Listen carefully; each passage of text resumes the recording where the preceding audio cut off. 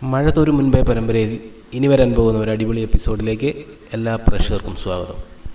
അലീനയെ കുളത്തൂപ്പുഴയിൽ കൊണ്ടുചെന്ന് ആക്കിയതിന് ശേഷം ബാലചന്ദ്ര മേനോൻ അലീനയുടെ സുഖവിവരങ്ങൾ അന്വേഷിക്കാൻ ഒരു തവണ കൂടി അവിടേക്ക് ചെല്ലുന്നുണ്ട്. അങ്ങനെ കുളത്തൂപ്പുഴയിൽ പോയി വന്നതിന് ശേഷം കടപ്പാട്ടൂരിൽ നടക്കുന്ന സംഭവവികാസങ്ങളാണ് ഇന്നത്തെ എപ്പിസോഡിൽ ഉൾപ്പെടുത്തിയിരിക്കുന്നത്. കുളത്തൂപ്പുഴയിൽ പോയി തിരിച്ചു വന്ന ബാലചന്ദ്ര മേനോൻ ബെഡ്റൂമിൽ കയറി ഡ്രസ് മാറിയ ശേഷം മേല് കഴുകി വന്നു. അയാൾ ഭക്ഷണം കഴിക്കാനായി താഴെ എത്തിയപ്പോൾ രോഹിത്തും മുകളിൽ നിന്ന് ഇറങ്ങി വന്നു. ഊണുമേശയിൽ യാതൊരു അനക്കവുമില്ല. എല്ലാവരും എത്തിയതോടെ വൈജയന്തി തലയുയർത്തി. ആരെയും നോക്കാതെ എഴുന്നേറ്റ് പോയി ഭക്ഷണം എടുത്തുകൊണ്ടുവന്നു. മേശപ്പുറത്ത് അതെല്ലാം നിരത്തി. എല്ലാവരും അവരവർക്ക് വേണ്ട ഭക്ഷണം വിളമ്പിയെടുത്തു. അമ്മ കഴിക്കുന്നില്ലേ? വൈജയന്തി വെറുതെ നിൽക്കുന്നത് കണ്ട് ബബിത ചോദിച്ചു. ഇല്ല. എന്തുകൊണ്ടാണെന്ന് ആരും ചോദിച്ചില്ല. വൈജയന്തിക്ക് തന്നോടെന്താ ചോദിക്കാനും പറയാനുമുണ്ടെന്ന് ബാലചന്ദ്ര മേനോന് മനസ്സിലായി. അയാൾ ഭക്ഷണം കഴിച്ച് തീരാറായപ്പോൾ വൈജയന്തി വിഷയമെടുത്തിട്ടു. ബാലേട്ടൻ ഇന്ന് പകൽ കടയിലുണ്ടായിരുന്നോ? ഇല്ലായിരുന്നെന്ന് തോന്നുന്നു, അയാൾ തമാശ മട്ടിൽ പറഞ്ഞു. അതെന്താ? ബാലേട്ടന് തന്നെ തീർച്ചയില്ലേ? എല്ലാം അറിഞ്ഞുകൊണ്ട് പിന്നെ എന്തിനാ ഇങ്ങനെ ഒരു ചോദ്യം? ബാലചന്ദ്ര മേനോൻ തിരിച്ചു ചോദിച്ചു. കാലത്ത് 10 മണിക്ക് കടയിൽ വിളിച്ചപ്പോൾ പുറത്തു പോയിരിക്കുന്നു എന്ന മറുപടിയാണ് കിട്ടിയത്. പുറത്ത് എവിടം വരെ പോകാം? കൃത്യമായിട്ടറിയില്ല. ബാലേട്ടൻ ഇന്ന് രാവിലെ കടയിലേക്കെന്ന് പറഞ്ഞു പോയിട്ട് അവിടെ ഇരുന്നത് 10 മിനിറ്റ്. വൈകിട്ട് 7 മണി വരെ തിരിച്ചെത്തിയിട്ടുമില്ല. എവിടേക്ക് പോകുന്നെന്ന് ആരോടും പറഞ്ഞില്ല. എന്നോട് പറയണ്ട, ഞാനാണല്ലോ നമ്പർ 1 ശത്രു. സ്വന്തം മക്കളോട് പറയാമല്ലോ, അതും ചെയ്തില്ല. ഗോവർദ്ധൻ്റെ അടുത്ത് പറയാതെ എങ്ങോട്ടും പോയില്ലെന്ന് എനിക്കറിയാം. പെങ്ങളെ കെട്ടിയവൻ്റെ കയ്യിലാണല്ലോ മനസാക്ഷി സൂക്ഷിക്കാൻ ഏൽപ്പിച്ചിരിക്കുന്നത്. ഗോവർദ്ധനും അറിയില്ലായിരുന്നു എവിടേക്ക് പോയെന്ന്, വൈജയന്തി പറഞ്ഞു. ഇതെൻ്റെ ആദ്യത്തെ രഹസ്യയാത്രയൊന്നുമല്ല. ഇതിനു മുൻപ് ഞാനിങ്ങനെ യാത്ര ചെയ്തിട്ടുണ്ട്. നീലഗിരി, ഊട്ടി, കോയമ്പത്തൂർ, പാലക്കാട്, അങ്ങനെ പല സ്ഥലങ്ങളിലും, ആരോടും പറയാതെ. അതിനുശേഷമാണ് എനിക്ക് രഹസ്യയാത്രകളിലുള്ള താല്പര്യം കൂടിക്കൂടി വന്നത്. ബാലചന്ദ്ര മേനോൻ പരിഹാസധ്വനിയുള്ള ചിരിയോടെ പറഞ്ഞു. വിധവയുടെ ജീവിതമാണെങ്കിലും ഭാര്യയുടെ സ്ഥാനത്ത് തന്നെയാണ് ഞാനിപ്പോഴും. എനിക്കറിയണം ഇന്നത്തെ മിന്നൽ പര്യടനം എങ്ങോട്ടായിരുന്നെന്ന്. നീ ചോദിച്ചില്ലല്ലോ. ചോദ്യങ്ങളില്ലാതെ ഉത്തരം എഴുതുന്ന പരിപാടി ഞാനങ്ങ് നിർത്തി. മുൻപ് അങ്ങനെ ഒരു സുഖമുണ്ടായിരുന്നു എനിക്ക്. ഇപ്പം നീ ചോദിച്ചതുകൊണ്ട് പറയാം. കുളത്തൂപ്പുഴ വരെ പോയതായിരുന്നു ഞാനിന്ന്. ബബിതയും രോഹിത്തും തമ്മിലൊരു നോട്ടം കൈമാറി. കുളത്തൂപ്പുഴ എന്താ? ജൗളിക്കടയുടെ ബ്രാഞ്ച് തുറക്കുന്നുണ്ടോ? അതോ ജ്വല്ലറിയുടെയോ? വൈജയന്തി പരിഹാസ സ്വരത്തിൽ ചോദിച്ചു. അവിടെ നല്ല കാറ്റ് കിട്ടും. ഇവിടത്തെ പോലെയല്ല, ഭയങ്കര സുഖമാണ് കാറ്റും കൊണ്ട് നിൽക്കാൻ. കൃഷ്ണജ അത് കേട്ട് ചിരിച്ചു. എന്താടി ഇത്ര വിളിക്കാൻ? അച്ഛൻ്റെ തറ ഡയലോഗ് കേട്ടിട്ടാണോ? വൈജയന്തി അവളുടെ നേർക്ക് കയർത്തു. അച്ഛൻ എന്തിനാ പേടിക്കുന്നത്? അലീന ചേച്ചിയുടെ അടുത്താണ് പോയതെന്ന് പറഞ്ഞുകൂടെ? രോഹിത്ത് ചോദിച്ചു. വളച്ചു കെട്ടില്ലാതെ നേരെ ചൊവ്വ ചോദിച്ചാൽ ആ മട്ടിൽ മറുപടി പറഞ്ഞാലേ. ഇതങ്ങനെയല്ലല്ലോ, CBI ചോദ്യം ചെയ്യുന്നത് പോലെയല്ലേ. എന്തിനാ അലീനയെ കാണാൻ പോയത്? പൈസ കൊടുക്കാനോ അതോ അവൾ സുഖമില്ലാതെ കിടക്കുന്നോ? വൈജയന്തി വരുത്തിക്കൂട്ടിയ ശാന്തതയോടെ ചോദിച്ചു. അത് കൊടുങ്കാറ്റിൻ്റെ മുന്നോടിയാണെന്ന് അനുഭവം കൊണ്ട് ബാലചന്ദ്ര മേനോനെ അറിയാം. എനിക്ക് അലീനയെ ഒന്ന് കാണണമെന്ന് തോന്നി, പോയി കണ്ടു. ഇവിടെ കുറേ പെണ്ണുങ്ങൾ പലപ്പോഴായിട്ട് വീട്ടുജോലിക്ക് നിന്നിട്ടുണ്ട്. ഓരോരോ സമയത്ത് അവരെല്ലാം പിരിഞ്ഞും പോയിട്ടുണ്ട്. അവരിൽ എത്ര പേരുടെ വീട്ടിൽ പോയിട്ടുണ്ട് നിങ്ങൾ ക്ഷേമം അന്വേഷിക്കാൻ? വൈജയന്തിയുടെ വാക്കുകളിൽ രോഷം തിളച്ചു. അയ്യേ, ഞാനത്രക്കാരനൊന്നുമല്ല, ബാലചന്ദ്രമൻ പരിഹാസ സ്വരത്തിൽ പറഞ്ഞു. അപ്പോഴും കൃഷ്ണജ ചിരിച്ചു. പിന്നെ അലീനയോട് മാത്രമെന്താ ഇത്രയ്ക്കും മമതയെന്ന എൻ്റെ ചോദ്യം? അവളും മറ്റുള്ളവരെ പോലെ ഇവിടുത്തെ വീട്ടുവേലക്കാരി മാത്രമായിരുന്നില്ലേ? വൈജയന്തി പൊട്ടിത്തെറിച്ചു. നീ എന്തിനാ ശോഭിക്കുന്നത്? അതിനർഹതയുള്ള ഞാൻ കൂളായിട്ടിരിക്കുന്നത് കാണുന്നില്ലേ? പറയേ, ഈ മക്കളുടെ മുൻപിൽ വെച്ച് പറ. പിരിച്ചുവിട്ട വീട്ടുവേലക്കാരിയെ 1 മാസം കഴിഞ്ഞു പോയി സന്ദർശിക്കാൻ തക്ക ബന്ധമെന്താ നിങ്ങൾക്ക് ആ പെണ്ണുമായിട്ട്? ഞങ്ങൾ തമ്മിലുള്ള ബന്ധമെന്താണെന്ന് നിനക്ക് മനസ്സിലാകുന്ന വിധത്തിൽ പറഞ്ഞു കഴിഞ്ഞാൽ പിന്നെ നമുക്കിങ്ങനെ ഒരു മേൽക്കൂരയ്ക്ക് കീഴിൽ തുടരാനും നിവൃത്തിയില്ല. അതാണ് ഇതിനേക്കാൾ ഭേദം. തുറന്നു പറഞ്ഞോ, നിങ്ങളുടെ മകളാണോ അവൾ? സോറി, അല്ല. ആയിരുന്നെങ്കിൽ എന്ന് ഞാൻ വിചാരിച്ചിട്ടുണ്ട്. എങ്കിലും എനിക്ക് അവൾ എൻ്റെ മോളെപ്പോലെയാണ്. വേണ്ട, ആ കള്ളത്തരം ബാലേട്ടനെ മനസ്സിൽ വച്ചിരുന്നാൽ മതി. ബാലേട്ടനെ സ്നേഹിക്കാൻ സ്വന്തം ചോരയിൽ ജനിച്ച പെൺമക്കൾ 2 പേരുണ്ട് ഇവിടെ. പോലെയുള്ള ഒരെണ്ണത്തിൻ്റെ പുറകെ നടന്ന് സ്നേഹിക്കേണ്ട കാര്യമൊന്നുമില്ല. പറഞ്ഞു കഴിഞ്ഞ കാര്യങ്ങൾ ആവർത്തിക്കാൻ എനിക്കിഷ്ടമില്ല. അലീനയെ കാണാൻ പോയതിനെപ്പറ്റി എനിക്കിത്രേ പറയാനുള്ളൂ. നിൻ്റെ അനാവശ്യ സംശയങ്ങളും ദുശാഠ്യങ്ങളും അപവാദം പറച്ചിലും നിമിത്തം മനം നൊന്ത് ഈ വീട് വിട്ടുപോയവളാണ് അലീന. ഞാനാണ് അവളെ ഒരു സ്ഥലത്ത് എത്തിച്ചത്. അവിടെ അവൾ സുഖമായിരിക്കുന്നോ എന്ന് അന്വേഷിക്കേണ്ട ധാർമ്മികമായ ബാധ്യത എനിക്കുണ്ട്. അവളെ ആശ്വസിപ്പിക്കേണ്ട കടമയുമുണ്ട്. അതിനുവേണ്ടി ഇനിയും ഞാൻ അവളെ കാണാൻ പോയെന്നിരിക്കും. ബാലചന്ദ്രൻ പറഞ്ഞു നിർത്തി. ജോലിയിൽ നിന്ന് പിരിഞ്ഞുപോയ വീട്ടുവേലക്കാരികളെ പുറകെ ചെന്ന് ആശ്വസിപ്പിക്കുന്ന കുടുംബനാഥന്മാർ എവിടെയെങ്കിലുമൊക്കെ ഉണ്ടായിരിക്കും. പക്ഷേ ഞാൻ ആദ്യമായിട്ടാണ് കാണുന്നത്. പോയി അന്വേഷിച്ചിട്ട് എന്തായി? അവൾക്ക് വിശേഷമൊന്നുമില്ലല്ലോ? ഹോസ്പിറ്റലിലൊന്നും പോകേണ്ടി വരില്ലല്ലോ? നിർത്തടി. ഒരലർച്ചയും വെള്ളം കുടിച്ചുകൊണ്ടിരുന്ന ഗ്ലാസ് ടേബിളിലേക്ക് ആഞ്ഞടിച്ച ഒച്ചയും ചാടി എഴുന്നേറ്റപ്പോൾ പിന്നോട്ട് മറിഞ്ഞ കസേര നിലത്തടിച്ച ശബ്ദവും എല്ലാം ഒന്നിച്ചായിരുന്നതിനാൽ രോഹിത്തടക്കം കുട്ടികൾ 3 പേരും ഞെട്ടിപ്പോയി.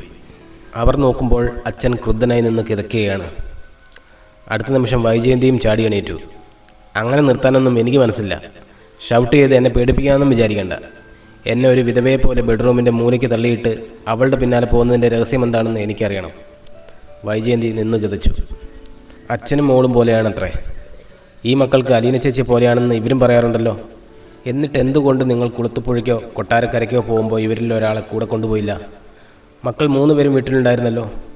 അവർക്ക് സ്റ്റഡി ലീവ് വേണമെന്നും സ്കൂളിൽ പോകേണ്ടെന്നും നിങ്ങൾക്ക് അറിയാഞ്ഞിട്ടല്ലോ. കൃഷ്ണമോളെങ്കിലും നിങ്ങൾക്ക് കൂടെ വിളിക്കാമായിരുന്നല്ലോ. എങ്കിലൊരു അന്തസ്സുണ്ടായിരുന്നു. എനിക്ക് മനസ്സിലായിരുന്നു ആരെ എൻ്റെ കൂടെ കൊണ്ടുപോകാൻ. എന്തുകൊണ്ടാണ് മനസ്സില്ലാത്തത്? ആരെങ്കിലും കൂടെ ഉണ്ടെങ്കിൽ നിങ്ങളുടെ കള്ളക്കളി നടക്കില്ല. കുളത്തൂപ്പുഴയിൽ ഒരു റബ്ബർ കമ്പനിയിൽ എന്ന് ഈ മക്കളെ പറഞ്ഞ് വിശ്വസിപ്പിച്ചിട്ട് അവളെ ഏത് ഹോസ്റ്റലിലാണ് താമസിപ്പിച്ചിരിക്കുന്നത്? എന്നിട്ട് മാസത്തിലൊരു വിസിറ്റ്. ക്ഷേമം അന്വേഷിക്കാനാണത്രേ. വിളിച്ച് ഏതെങ്കിലും ഹോട്ടൽ മുറി കൊണ്ടുപോയി കഥകളിച്ച് കഴിഞ്ഞാൽ പിന്നെ വിശദമായിട്ട് ക്ഷേമം അന്വേഷിക്കുകയും ആശ്വസിപ്പിക്കുകയും ചെയ്യാമല്ലോ. വൈജയന്തി നിന്ന് ജ്വലിച്ചു. മക്കളുടെ മുന്നിൽ വച്ചായതുകൊണ്ട് ഞാനിതിന് മറുപടി പറയുന്നില്ല. ബാലചന്ദ്രമേനോൻ കടപ്പല്ല് ഞെരിച്ച് പിന്തിരിഞ്ഞ് നടക്കാൻ ഭാവിച്ചു. നിങ്ങളിതിന് മറുപടി പറയണം. എങ്ങോട്ടാണ് ഓടിപ്പോകുന്നത്? അവിടെ നിൽക്ക്. ഈ മക്കളുടെ മുൻപിൽ വെച്ച് തന്നെ പറയേ. അവരും കേൾക്കട്ടെ നിങ്ങളുടെ ന്യായങ്ങൾ. വൈജയന്തിയുടെ ശബ്ദമുയർന്നു. പ്രായപൂർത്തി വന്ന മക്കളാ. അവർക്കും സംശയങ്ങളുണ്ട്. അത് തീർത്തു കൊടുക്കേണ്ട ബാധ്യതയും നിങ്ങൾക്കുണ്ട്. നിങ്ങൾ പറഞ്ഞതല്ല ഞാൻ അതേപടി വിഴുങ്ങാം. അലീനയുടെ സ്വവിവരം അറിയാഞ്ഞ് ഇരിക്കപ്പുറതിയില്ലാഞ്ഞു ക്ഷേമാന്വേഷണത്തിന് പോയി. കണ്ടു, ആശ്വസിപ്പിച്ചു. ഒക്കെ ശരി. പക്ഷേ എന്തുകൊണ്ട് മക്കളിൽ ഒരാളെയെങ്കിലും കൊണ്ടുപോയില്ല? മക്കളുടെ പേര് പറയുമ്പോൾ അവളുടെ നാവിൽ നിന്ന് തേനൊലിക്കുമായിരുന്നല്ലോ. ആ മക്കളെ കാണാൻ അവൾക്കില്ലേ ആഗ്രഹം? അച്ഛനെ മാത്രം കണ്ടാൽ മതിയോ? അതൊക്കെ പോട്ടേന്ന് വയ്ക്കാം. എവിടെയാണ് ഈ അലീന? ആരുടെ കൂടെയാണ് അവളുടെ താമസം? എന്താണ് അവളുടെ അഡ്രസ്സ്? വൈജയന്തി ഒന്ന് നിർത്തി. ബബുദയുടെയും രോഹിത്തിൻ്റെയും കൃഷ്ണജയുടെയും ചോദ്യഭാവത്തിലുള്ള നോട്ടം തൻ്റെ നേർക്ക് മെല്ലെ തിരിയുന്നത് ബാലചന്ദ്രമേനോൻ കണ്ടു. വേറൊന്നും വേണ്ട, അവളുടെ അഡ്രസ്സ്. അങ്ങനെ ഒരെണ്ണം ഇല്ലാതെ വരില്ലല്ലോ. എന്നോട് പറയണ്ട, ഈ മക്കളോട് പറഞ്ഞാൽ മതി. ഇതുവരെ നിങ്ങളിത് പറഞ്ഞിട്ടില്ല. നിങ്ങൾ മാത്രമല്ല, കൃഷ്ണമോൾ അലീനയുടെ അടുത്ത് കെഞ്ചി ചോദിച്ചിട്ടുണ്ട് അവളുടെ അഡ്രസ്സ് എന്താണെന്ന്. അവളും അഡ്രസ്സ് പറയാതെ ഒളിച്ചു കളിച്ചു. അതിനീ നടപ്പില്ല. നിങ്ങൾ മാന്യനാണെങ്കിൽ, അന്തസ്സുള്ളവനാണെങ്കിൽ അലീന ജോലി ചെയ്യുന്ന വീടിൻ്റെയോ ഓഫീസിൻ്റെയോ കമ്പനിയുടെയോ പേരോ അഡ്രസ്സോ പറ. വൈജയന്തി വെല്ലുവിളിച്ചു. ബാലചന്ദ്രമേനോൻ നേരെ വാഷ് ബേസിന് മുൻപിൽ ചെന്ന് കയ്യും വായും കഴുകി ടവലെടുത്ത് തുടച്ചു. ഒരു മറുപടി പ്രതീക്ഷിച്ച് വൈജയന്തിയും കുട്ടികളും നിശബ്ദരായിരിക്കുകയാണെന്ന് അയാൾക്ക് മനസ്സിലായി. ബാലചന്ദ്രമേനോൻ ഒരു വാക്കും മിണ്ടാതെ കോണിപ്പടി ചുവട്ടിലേക്ക് നടന്നു. കോണിപ്പടി കയറുമ്പോൾ അയാൾ കേട്ടു വൈജയന്തി വീരോടെ മക്കളോട് പറയുകയാണ്.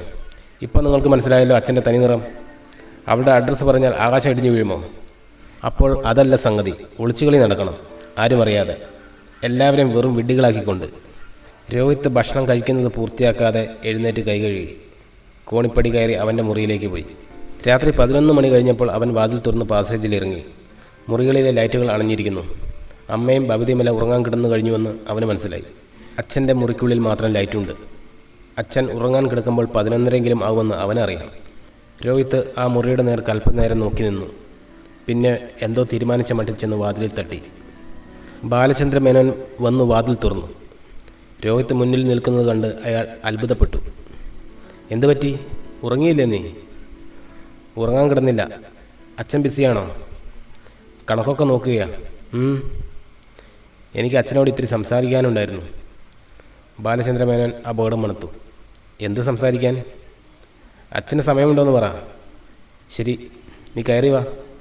രോഹിത്ത് മുറിയിലേക്ക് കയറി. ബാലചന്ദ്രമേനോൻ വാതിലടിച്ച് കുറ്റിയിട്ടു. തിരികെ ചെന്ന് തൻ്റെ കസേരയിൽ ഇരുന്നു. രോഹിത്ത് അച്ഛൻ്റെ മുന്നിൽ ചെന്ന് മേശവിളമ്പിൽ തെരിപ്പിടിച്ചു കൊണ്ടുവന്നു. അവൻ്റെ മുഖത്തെ അസ്വസ്ഥതയും മുറുക്കവും കണ്ടപ്പോൾ തന്നെ ബാലചന്ദ്രമേനോന് മനസ്സിലായി മുൻപൊരിക്കൽ മനുശങ്കർ മുന്നറിയിപ്പ് എന്ന വിഷമസന്ധി മുന്നിലെത്തിയിരിക്കുന്നു. നിവൃത്തി വച്ചിരുന്ന കണക്ക് ബുക്കിന് മീതെ നിന്ന് അയാൾ കാൽക്കുലേറ്റർ എടുത്തു മാറ്റി. ബുക്കിൻ്റെ നടുവിലിരുന്ന പേനയെടുത്ത് ക്യാപ്പടച്ച് മേശവലിപ്പിലിട്ടു. കണക്ക് ബുക്ക് മടക്കി മേശപ്പുറത്തെ ഫയലുകൾക്ക് മീതെ വെച്ചു. എന്നിട്ട് എഴുന്നേറ്റ് കിടക്കയിൽ കട്ടിലിൻ്റെ ഗ്രാസിലേക്ക് തലയണകൾ അടുക്കി അതിൽ ചാരിയിരുന്നു. എന്താ നിനക്ക് സംസാരിക്കാനുള്ളത്? അച്ഛനെ അമ്മ ചോദ്യം ചെയ്ത് ഞങ്ങളുടെ മുൻപിൽ വെച്ചായിരുന്നല്ലോ. അച്ഛനും അലീന ചേച്ചിയും എപ്പോഴും ജയിച്ചു നിൽക്കണമെന്ന ഞങ്ങളുടെ ആഗ്രഹം. പക്ഷേ ഇന്ന് അമ്മയുടെ ചോദ്യങ്ങൾക്ക് മുൻപിൽ അച്ഛൻ തോറ്റുപോയി. അച്ഛൻ മറുപടി പറയാതെ ഒഴിഞ്ഞു മാറി. അച്ഛൻ കേൾക്കുന്നുണ്ടോ? നീ പറഞ്ഞോ. അച്ഛൻ എന്തുകൊണ്ടാണ് ഞങ്ങളാരെയും അലീന ചേച്ചിയുടെ അടുത്ത് കൊണ്ടുപോകാത്തത്? എന്തുകൊണ്ട് അലീന ചേച്ചിയുടെ അഡ്രസ്സ് ഞങ്ങൾക്ക് തരാത്തത്? അച്ഛനോട് ഞാൻ പലവട്ടം ചോദിച്ചു. അപ്പോഴൊക്കെ അച്ഛൻ എന്തൊക്കെയോ പറഞ്ഞ് ഒഴിഞ്ഞു മാറി. അത് ഞാൻ കണക്കാക്കുന്നില്ല. പക്ഷേ അലീന ചേച്ചിയും എത്ര ചോദിച്ചിട്ടും അഡ്രസ്സ് പറയുന്നില്ല. കഴിഞ്ഞ തവണ ഞാൻ ചോദിച്ചപ്പോൾ അതിന് സമയമായില്ലെന്ന് പറഞ്ഞ് ഒഴിഞ്ഞു മാറി. എന്താ അതിന് കാരണം? എന്നോട് പറയാമല്ലോ അലീന ചേച്ചി എവിടെയുണ്ടെന്ന്. ഞാൻ ആരുടെ അടുത്തും പറയുന്നില്ല. ഇനിയും ഒളിച്ചു വയ്ക്കുന്നത് മകനിൽ സംശയം വളർത്തുകയുള്ളൂ എന്ന് ബാലചന്ദ്രമേനോൻ ഊഹിച്ചു. ഇവിടെ വന്നിരിക്കേ. അയാൾ കട്ടിലിലേക്ക് വിരൽ ചൂണ്ടി. രോഹിത്ത് വന്ന് കട്ടിലിൽ ഇരുന്നു. ശരി, നിനക്കെന്താ അറിയേണ്ടത്? ചോദിച്ചോ. അച്ഛനും അമ്മയും കൂടിയുള്ള ജീവിതം കൺമുൻപിൽ കാണുന്നവരല്ലേ ഞങ്ങൾ. അലീന ചേച്ചി ഇവിടെ വരുന്നതിന് മുൻപും ഇപ്പോഴും അച്ഛനും അമ്മയും കൂടി ഇണക്കത്തിലാണ് ജീവിച്ച് പോന്നതെന്നാണ് എൻ്റെ ഒരു വിശ്വാസം. പക്ഷേ അലീന ചേച്ചി ഈ വീട്ടിൽ വന്നതിന് ശേഷം അതിൽ ചില താളപ്പിഴകളൊക്കെ ഉണ്ടായി. അത് അമ്മയുടെ തെറ്റിദ്ധാരണ കൊണ്ടായിരുന്നു. ഇപ്പോൾ അലീന ചേച്ചി പോയി. വീട് വിട്ടുപോയിരുന്ന അമ്മ തിരിച്ചു വന്നു. പക്ഷേ അച്ഛനും അമ്മയും തമ്മിലുള്ള ബന്ധം പഴയ നിലയിലായിട്ടില്ല. അച്ഛൻ ഈ ബെഡ്റൂമിൽ, അമ്മ താഴെ ഒരു മുറിയിൽ. അച്ഛനിങ്ങനെ വേറിട്ട് നിൽക്കുന്നതിൽ അമ്മയ്ക്ക് ഭയങ്കര അമർഷവും ദുഃഖമുണ്ടെന്നാണ് എനിക്ക് തോന്നിയത്. രോഹിത്ത് വളരെ ശാന്തതയോടും ബഹുമാനത്തോടും കൂടിയാണ് സംസാരിച്ചത്. ജയന്തിക്ക് അമർഷമുണ്ടാവാം, ബാലചന്ദ്രമേനോൻ സമ്മതിച്ചു. എനിക്ക് 2 കാര്യങ്ങൾ അറിഞ്ഞാൽ മതി. എന്തുകൊണ്ടാണ് അച്ഛൻ താഴേക്ക് വരാത്തത്? അലീന ചേച്ചിയുടെ അഡ്രസ്സ് ആര് ചോദിച്ചാലും കൊടുക്കാത്തത് എന്ത് കാരണം കൊണ്ടാണ്? ഞങ്ങൾ തമ്മിൽ പഴയ പോലൊരു ജീവിതം ഇനി സാധ്യമല്ലാത്തത് കൊണ്ടാണ് ഞാൻ താഴേക്ക് വരാത്തത്, ബാലചന്ദ്രമേനോൻ പറഞ്ഞു. ഒരിക്കലും സാധ്യമല്ല. ചോദിക്കുന്നത് തെറ്റാണെങ്കിൽ അച്ഛൻ ക്ഷമിക്കണം. അലീന ചേച്ചിയുമായി അതിന് എന്തെങ്കിലും ബന്ധമുണ്ടോ? തീർച്ചയായും ഉണ്ട്, ബാലചന്ദ്രമേനോൻ പറഞ്ഞു. അതെന്താണെന്ന് എന്നോട് പറയാൻ പറ്റുമോ അച്ഛന്? പറയാം. ബാലചന്ദ്രമേനോൻ കൈത്തലങ്ങൾ കൂട്ടിത്തിരുമ്മി. നിന്നെ വിശ്വസിച്ചാണ് ഞാൻ പറയാൻ പോകുന്നത്. നീയെങ്കിലും അറിഞ്ഞിരിക്കണം എന്നതുകൊണ്ടും. പക്ഷേ നിൻ്റെ മനസ്സിൽ നിന്ന് അത് പുറത്തു പോകരുത്. ആ ഉറപ്പ് നീ എനിക്ക് തരണം. അച്ഛൻ്റെ മുഖത്തേക്ക് ഉറ്റുനോക്കവേ രോഹിത്തിന് നേരിയ ഉൾഭയം തോന്നി. സംസാരിച്ചു തുടങ്ങിയപ്പോൾ ബാലചന്ദ്രമേനോന് മനസ്സിലായി താൻ വിചാരിച്ചതുപോലെ അത്ര എളുപ്പമല്ല കാര്യങ്ങൾ. രോഹിത്തിനോട് അത് തുറന്നു പറയുകയും ചെയ്തു. എനിക്കിത് പറയാൻ നീ കരുതുന്നതിനേക്കാൾ ബുദ്ധിമുട്ടുണ്ട്. ഞാൻ എൻ്റെ മകനോടാണല്ലോ സംസാരിക്കേണ്ടത്. അതിന് ചില പരിമിതികളുണ്ടല്ലോ. അച്ഛൻ അത്ര വിഷമമാണെങ്കിൽ പറയണ്ട, രോഹിത്ത് പറഞ്ഞു. പറയുന്നത് പോലെ തന്നെ വിഷമകരമാണ് പറയാതിരിക്കുന്നതും. ഞാനൊരു ഹാർട്ട് പേഷ്യൻ്റാണെന്ന് നിനക്കറിയാമല്ലോ. OP ടിക്കറ്റ് എടുത്ത് ഡോക്ടറെ കാണാൻ കാത്തിരിക്കുന്ന രോഗിയെപ്പോലെയാണ് ഞാൻ. ഏത് നിമിഷവും വിളിക്കപ്പെട്ടേക്കാം. ഗ്യാരണ്ടി തീർന്നു. പെട്ടെന്ന് എൻ്റെ മരണം സംഭവിച്ചാൽ ഇക്കാര്യം ആരും അറിയാതെ പോകരുത്. അച്ഛനെന്തിനാ വേണ്ടാത്ത കാര്യങ്ങൾ പറയുന്നത്? രോഹിത്ത് അസ്വസ്ഥനായി. നിന്നോട് എങ്ങനെ പറഞ്ഞു തുടങ്ങണമെന്ന് എനിക്കറിയില്ല. അലീനെക്കുറിച്ചും ജയന്തിയെക്കുറിച്ചുമാണ് എനിക്ക് പറയാനുള്ളത്. അച്ഛൻ ധൈര്യമായിട്ട് പറഞ്ഞോ. ഞാൻ അച്ഛന് തന്ന വാക്ക് പാലിക്കും. ബാലചന്ദ്രമേനോൻ കൈപ്പിടങ്ങൾ വിടർത്തി അതിലേക്ക് നോക്കിയിരുന്നു. എന്നിട്ട് മുഖമുയർത്തി രോഹിത്തിനെ നോക്കി. തുടർന്ന് ഹരിയും രോഹിത്തും കൂടി അലീനയെ മാനഭംഗപ്പെടുത്താൻ നടത്തിയ സംഭവങ്ങളെപ്പറ്റി പറയുകയാണ്. രോഹിത്തിൻ്റെ മുഖം വിളറി, ശിരസ് താണു. കഴിഞ്ഞ കാര്യങ്ങളാണ്. നീ അതൊന്നും ഓർക്കാൻ പോലും ഇഷ്ടപ്പെടുന്നില്ലെന്ന് എനിക്കറിയാം. നിന്നെ കുറ്റപ്പെടുത്താൻ വേണ്ടിയല്ല ഇപ്പോഴിത് പറയുന്നതും. അന്ന് അലീന കത്രികയെടുത്ത് തന്നെത്താൻ വയറ്റിൽ കുത്തിക്കയറ്റി ആത്മഹത്യാ ശ്രമം നടത്തിയതുകൊണ്ട് നിങ്ങളുടെ പ്ലാൻ അമ്പേ പാളിപ്പോയി. അലീന ഗുരുതരാവസ്ഥയിൽ ഹോസ്പിറ്റലിൽ പ്രവേശിപ്പിക്കപ്പെടുകയും ചെയ്തു. അച്ഛാ, അന്നത്തെ അറിവില്ലായ്മ കൊണ്ടും അഹങ്കാരം കൊണ്ടും അങ്ങനെയെല്ലാം സംഭവിച്ചു പോയി. ഇനി അതൊക്കെ എന്തിനാ പിന്നെയും? രോഹിത്ത് വിഷമത്തോടെ പറഞ്ഞു. പഴയ കാര്യം പറഞ്ഞ് നിന്നെ കുത്തി നോവിക്കാൻ വേണ്ടിയല്ല. ഞാൻ ഇനിയും പറയാൻ പോകുന്ന സംഗതിക്ക് ഈ ഓർമ്മപ്പെടുത്തൽ അത്യാവശ്യമായതുകൊണ്ടാണ്. ബാലചന്ദ്രമേനോൻ അവനെ സാന്ത്വനിപ്പിക്കുന്ന രീതിയിൽ പറഞ്ഞു. അന്ന് ഹോസ്പിറ്റലിൽ നിന്ന് അലീന അവളുടെ സങ്കടങ്ങൾ വിവരിച്ചുകൊണ്ട് എറണാകുളത്തെ രേവതിക്കുട്ടിക്ക് ഒരു കത്തെഴുതി. മറ്റാരും അറിയരുതാത്ത ചില സ്വകാര്യങ്ങൾ കത്തിലുണ്ടായിരുന്നതിനാൽ രജിസ്റ്റേർഡ് പോസ്റ്റിലാണ് അയച്ചത്. ആ സമയം രേവതിക്കുട്ടിയും മാമച്ചനും ഭാര്യയും ഒരു ടൂറിലായിരുന്നതിനാൽ കത്ത് കൈപ്പറ്റാൻ സാധിച്ചില്ല. അത് തിരിച്ച് ഇവിടേക്ക് തന്നെ വന്നു. മഴയുള്ള ഒരു ദിവസം ജ്വല്ലറിയിലേക്ക് പോകാനിറങ്ങിയ എൻ്റെ കയ്യിൽ പോസ്റ്റ്മാൻ തന്ന കത്തുകളിൽ അലീനയുടെ മടങ്ങി വന്ന കത്തുമുണ്ടായിരുന്നു. ജ്വല്ലറിയിൽ വെച്ച് ഞാനത് പൊട്ടിച്ചു നോക്കി.